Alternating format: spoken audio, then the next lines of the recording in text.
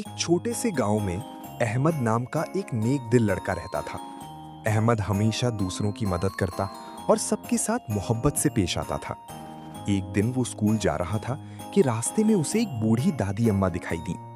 दादी अम्मा के हाथ में भारी थैला था और वो बहुत थकी हुई लग रही थी।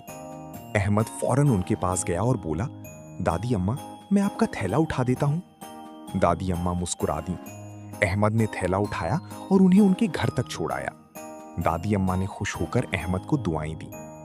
अगले दिन स्कूल में एक मुकाबला हुआ। मुकाबले में सवालात के सही जवाब देने वालों को इनाम मिलना था। अहमद ने पूरी मेहनत से सवालात के जवाब दिए। आखिर में उस्ताद साहब ने ऐलान किया कि अहमद ने पहला इनाम जीत लिया है। अहमद बहुत खुश हुआ। जब वो घर वापस आ रहा था तो रास्ते में वही दादी अम्मा मिली।